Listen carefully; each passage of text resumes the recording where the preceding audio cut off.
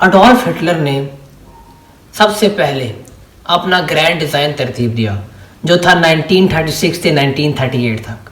1936 में उसने राइनलैंड को मिलिटराइज किया। जर्मन पार्ट था लेकिन वर्साइल ट्रीटी में उसे डीमिलिटराइज किया गया था और एक बफर जोन था फ्रांस और जर्मनी के बीच में, लेकिन हिटलर ने उस पर कब्जा करके उसे मिलिटराइज कर दिया।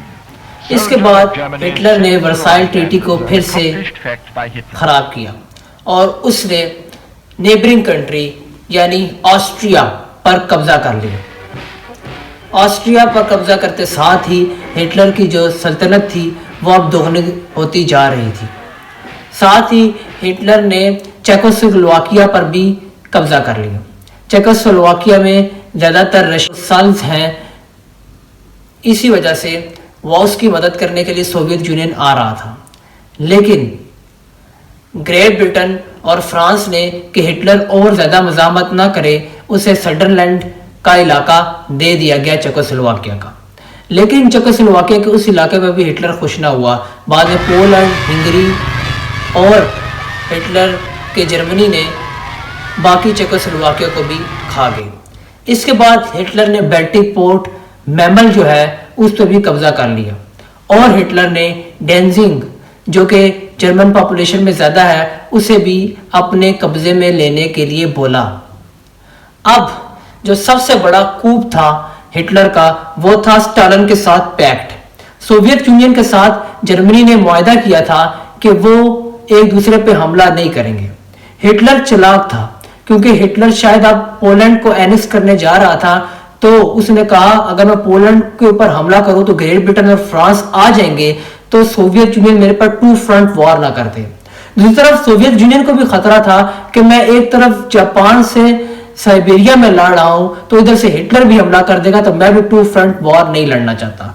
तो दोनों ने पैक्ट साइन किया। इस पैक्ट में यह भी कहा गया लिथुआनिया, लात्विया के जो स्टेट्स हैं ये रहेंगी सोवियत के इन्फ्लुएंस में। ये पैक्ट जो है इसके साइन होने के एक हफ्ते बाद ही हिटलर ने पोलैंड के ऊपर हमला कर दिया और यूरोप में अब वर्ल्ड वॉर 2 शुरू हो चुकी है। 7 जुलाई 1937 में ही वर्ल्ड वॉर 2 का आगाज एशिया में भी हो चुका था जब चाइना के रेलवे स्टेशन पर जापानीज ने बम ब्लास्ट किया था। लेकिन जापान ने ऑल आउट अटैक कर दिया चाइना के ऊपर ताकि वो एक क्विक विक्ट्री लेकर अपनी सल्तनत को बढ़ा दे और एक क्विक विक्ट्री हासिल करे। 1938 के खत्म होते साथ ही नेकिंग जो चाइना का कैपिटल था उसके ऊपर कब्जा होता था जापानीज का और 3 लाख लोगों को जापानीज सिविलियंस जो थे उन्हें मार देते। और जो एंटायर कोस्ट होता है चाइना का यानी समुद्री जो भी कोस्ट है चाइना का उस पे जापान का कब्जा हो जाता है और जापान को रोकने वाला कोई भी नहीं होता। Real turning point world war 2 का तब आता है जापानीज के लिए जब जापान पर्ल हार्बर और यूनाइटेड स्टेट्स का जो बेस है उसके ऊपर अटैक कर देता है। सिर्फ वो पर्ल हार्बर पर अटैक नहीं करता बल्कि साउथ एशिया में जो यूरोपियन पोजेशंस हैं जिसमें डच के आइसलैंड, ब्रिटिश इंडिया और फ्रेंच इंडोनेशिया इन पर भी दावा बोल देता है। On December 8, 1941, जिसकी वजह से जापान पर ब्रिटिश और यूएस दोनों वेस्टर्न पावर्स डिक्लेयर कर देती है वॉर। हिटलर ने वर्ल्ड वॉर 2 में एक नई टैक्टिक्स इजाद की जिसे कहा जाता है बिजलिंग यानी कि लाइटनिंग वॉर। इसके 2 फेजेस थे। पहले फेज में जर्मन त्यारे यानी लुफ्टवाफे जो है वो स्मॉल पोलिश एयरफोर्स को तबाह कर देते था कि जो जर्मन बॉम्बर्स होते थे वो कम्युनिकेशन सेंटर्स को तबाह कर देते थे, नेटवर्क्स को तबाह कर देते थे और सिविलियन के अंदर एक अपनी दहशत भी बिठा देते थे। अब आता है दूसरा phase, ground invasion. Ground invasion में सबसे पहले जर्मन टैंक्स आते थे और एक कॉलम जो होता था सबसे फुर्तीला कॉलम वो सबसे आगे जाके इन्वेड करता था। मेन आर्मी यूनिट से वो वाला यूनिट दूसरी आर्मी के गैप्स को तलाश करके राइवल की टेरिटरी के बहुत आगे तक पहुंच जाता था। ये इसको बहुत ज्यादा स्ट्रेटेजिकली एडवांटेज देता था। साथ ही दूसरी तरफ से सोवियत यूनियन भी पोलैंड को इन्वेड कर रहा था, जिसकी वजह से स्मॉल पोलिश उसके सामने टिक ना सके। उन्होंने बहादुरी से मुकाबला किया, लेकिन आखिरकार उन्हें हार मानना पड़ी। साथ ही हिटलर ने बाकी इलाकों पर भी कब्जा कर लिया। उसने सबसे पहले कब्जा करने के लिए फ्रांस को निशाना बनाया।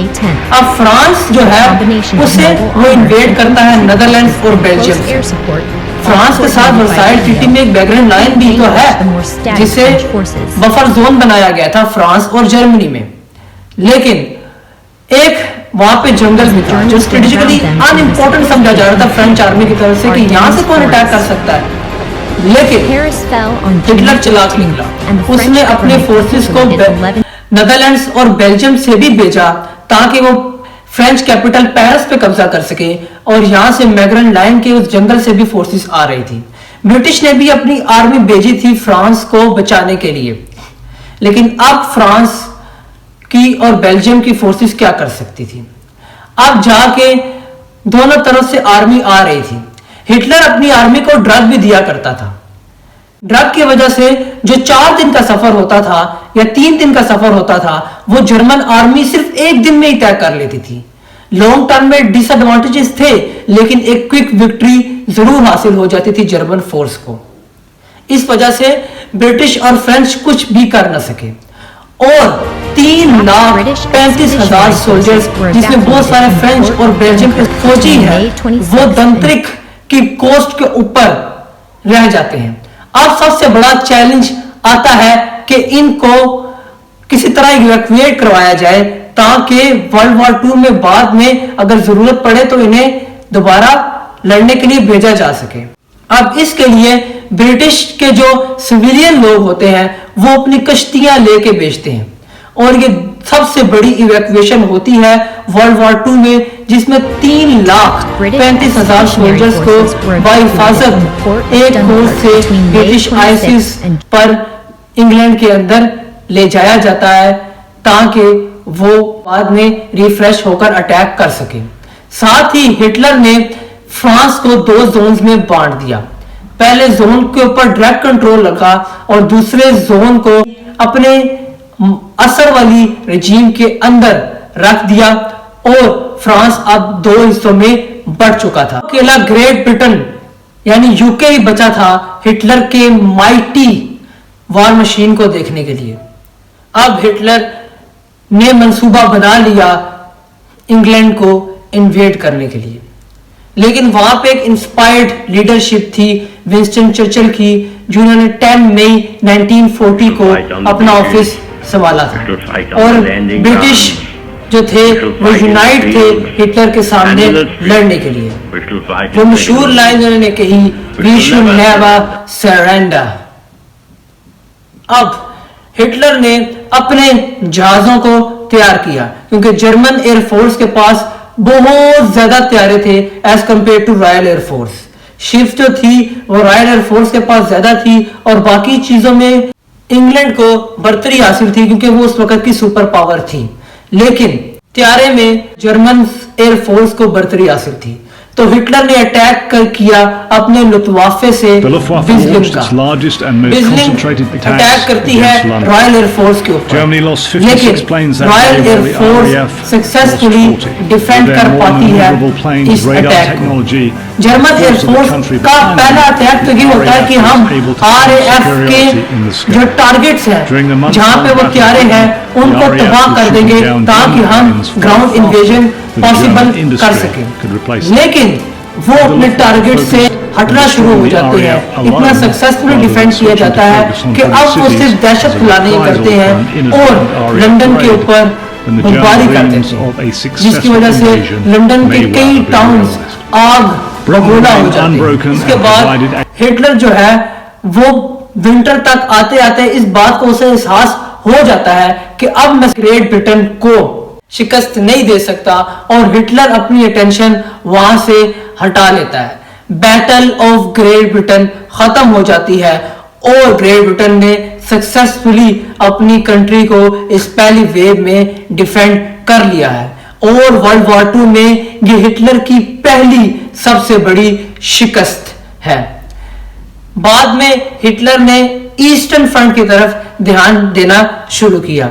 वहां पे उसने रोमानिया, बल्गारिया और बाद में यूगोस्लाविया पर भी उसने कब्जा कर लिया और बल्गारिया को भी अपने साथ मिला लिया, ताकि वो जो अटैक करना चाहता है सोवियत यूनियन पे, क्योंकि वो जर्मन्स के लिए एक जगह ईस्टर्न जगह पर भी देखना चाहता है ताकि ग्रेटर जर्मनी बन सके। साथ ही एक हिटलर का फ्रेंड भी तो है, मोसोलिनी। मोसोलिनी जो है उसने ग्रीस को इन्वेड किया था, लेकिन ग्रीस वालों ने उसे बाहर निकाल दिया। लेकिन हिटलर उसकी मदद के लिए आता है और उसे एड देता है और 1941 में ग्रीस के ऊपर भी एक्सिस का और रोमानिया, बल्गारिया वगैरह भी एक्सिस के साथ अलाइड हो जाती हैं। हिटलर ने तकरीबन 30 लाख फौजियों को ईस्टर्न फ्रंट पे सोवियत यूनियन से लड़ने के लिए तैयार करके रख दिया। ये सोल्जर्स फिनलैंड के बॉर्डर से लेकर क्रीसिस तक फैले हुए और सोवियत यूनियन को इन्वेड किया जाता है। अर्ली साइंस ये दिखाते हैं कि ब्रिजलिंग टेक्निक और हिटलर का क्विक विक्ट्री के जो प्लान्स है वो सक्सेसफुल होते जा रहे हैं, जैसे कि बाकी इलाकों में हुए। और हिटलर की आर्मी सोवियत यूनियन के बिल्कुल अंदर यानी रशिया के बिल्कुल अंदर तक जाती जा रही है, उसकी टेरिटरी को क्रॉस करके बहुत डीप तक चली गई है, लेकिन वहां पे उन्हें सहना पड़ता है रेजिस्टेंस को। जी हाँ, जून के महीने में ये कैंपेन शुरू की गई थी और हिटलर का प्लान था कि दिसंबर तक वो सोवियत यूनियन को ओवर कॉन्फिडेंटली कर लेगा ऑक्युपाइड, लेकिन ऐसा नहीं होता। सोवियत रेजिस्ट करते हैं। साथ ही अब विंटर का मौसम भी आ चुका है। रशिया में बहुत ही ज्यादा सर्दी पड़ती है, वहां पे दर्जा हरारत -35 तक भी चला जाता है और जर्मन ट्रूप्स भी यूरोपियन ही है, लेकिन उन्हें उतना नहीं तजर्बा जितना रशियंस को है, क्योंकि वो तो साइबेरिया में रहते हैं। जर्मन ट्रूप्स जो है वो सर्दी से कांपने लग जाते हैं। इक्विपमेंट्स जो है, जो गन्स है, जो मशीनरी है, जो टैंक्स है, वो फ्रीज होना शुरू कर देते हैं। गन्स जो है वो फायरिंग ही नहीं कर पा रही। गन्स को एंटी फ्रीजिंग के बगैर रखा गया था और जर्मन यूनिफॉर्म जो थे वो समर वाले थे, हाफ टी शर्ट्स थी जो कि विंटर में नहीं चल सकती।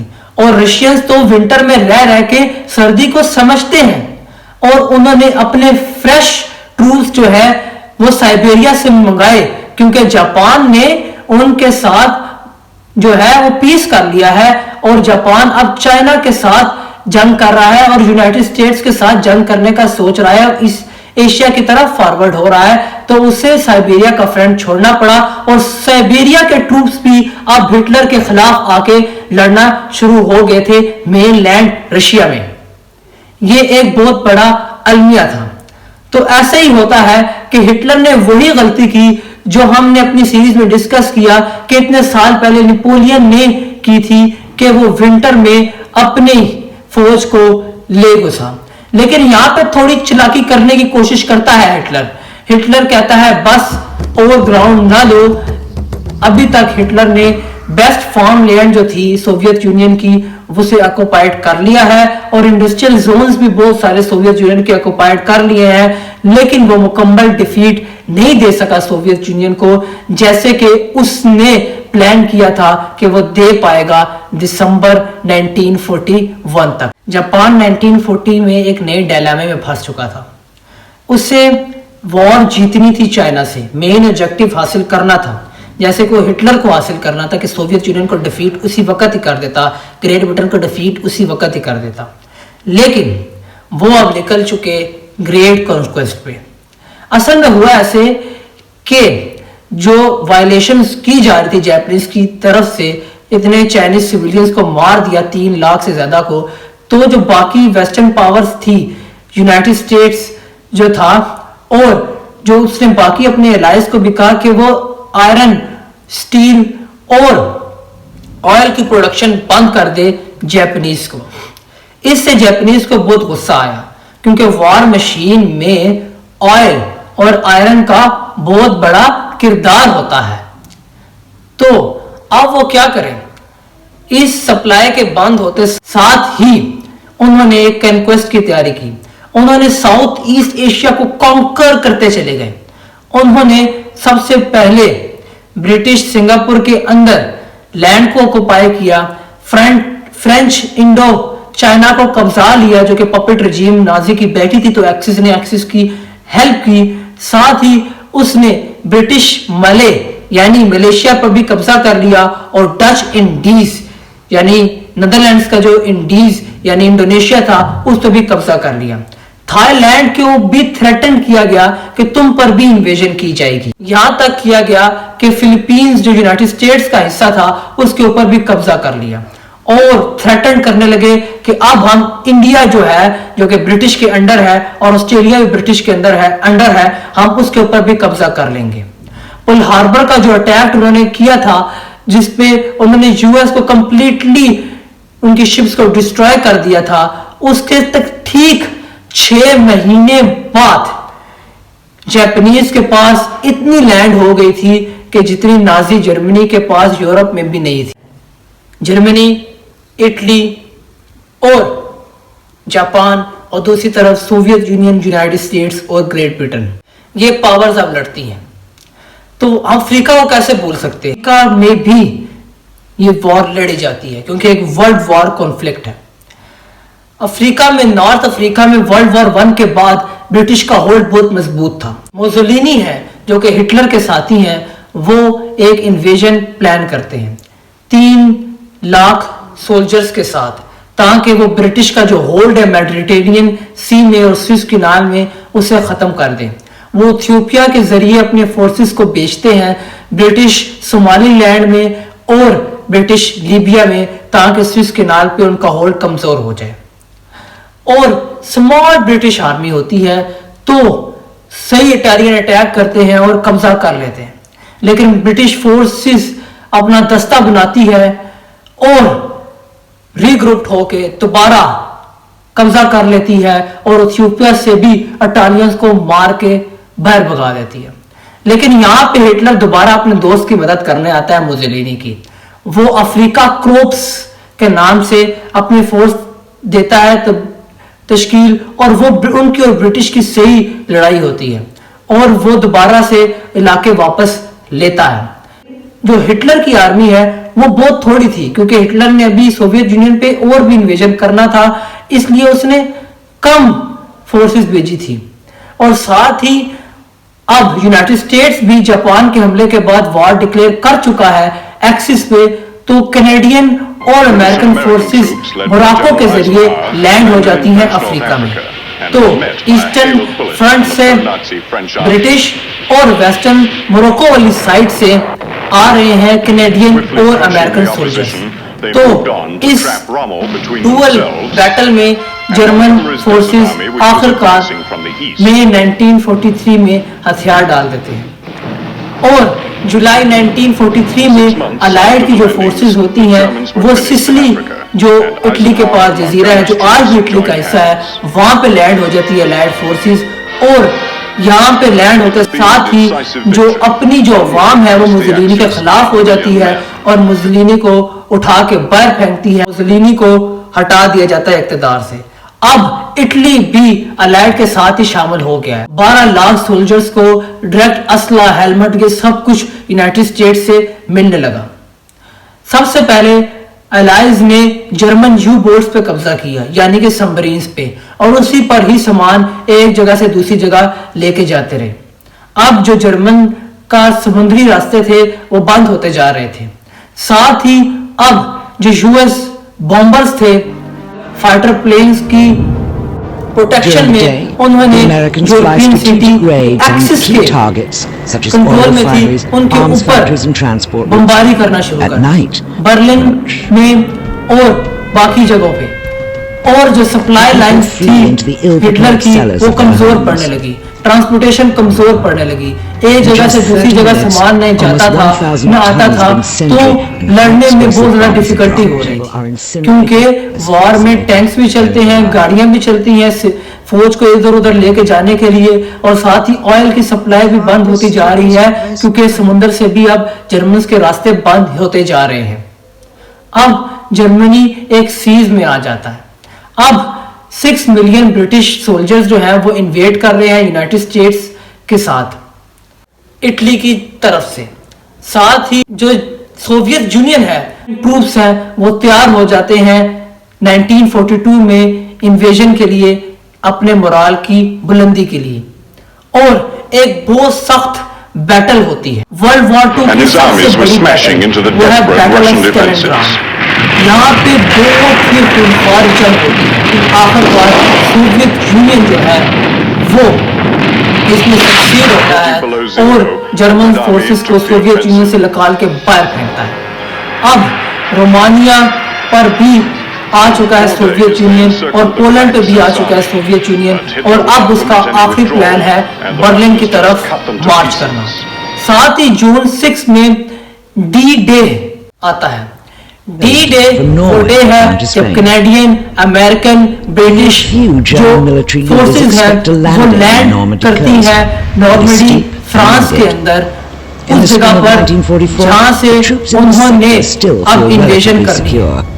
इन्वेजन में एक तरफ से ब्रिटिश आ रहे हैं, अमेरिकन आ रहे हैं, कैनेडियन आ रहे हैं, जो कि फ्रांस की कोस्ट पे लैंड होकर अब रायन लीबन जो है जर्मनी का उसे क्रॉस कर चुके हैं। तो दूसरी तरफ से सोवियत यूनियन अब बर्लिन की तरफ बढ़ रहा है। 8 मई 1945 में जर्मन सरेंडर कर देते हैं।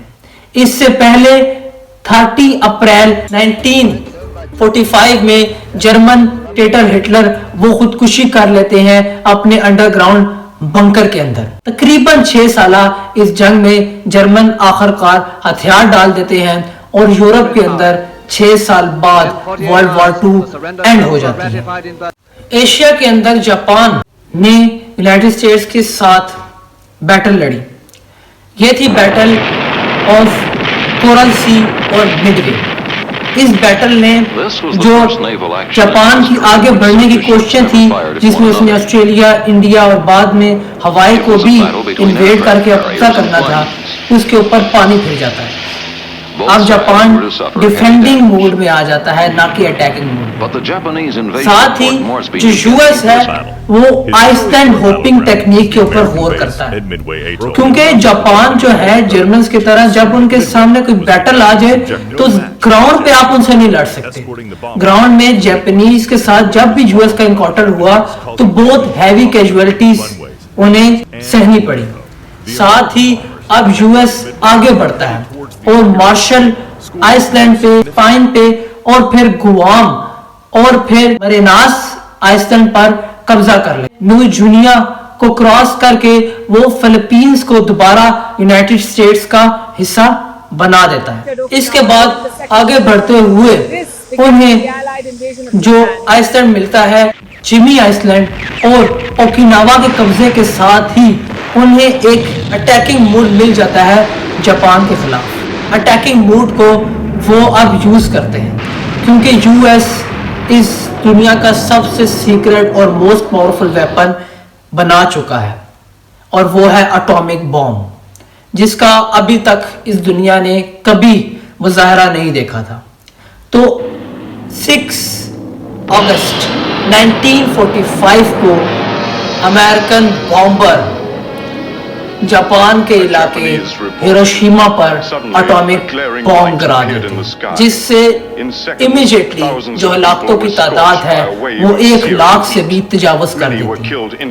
साथ ही 3 दिन बाद एक और एटॉमिक बॉम्ब नागासाकी पर गिरता है, और वहां पर भी इतनी कैजुअलिटीज होती हैं कि जापानीज की बैकबोन ही टूट जाती है। उसके बाद अगस्त 8 में सोवियत यूनियन भी वहां से साइबेरिया के इलाके से जापान के ऊपर वॉर डिक्लेयर कर देता है और वो सक्सेसफुली आकर मंचूरिया का जो इलाका है वो जापानीज से आजाद करवाते हैं और कोरिया के ऊपर भी कब्जा कर लेते हैं। 2 सितंबर 1945 को एक यूएस बैटलशिप के अंदर टोक्यो बे में जापान ने हथियार डाल दिए और वर्ल्ड वॉर 2 यूरोप के बाद एशिया और अफ्रीका में भी एंड हुई और एलाइज इस वॉर में जीत गए।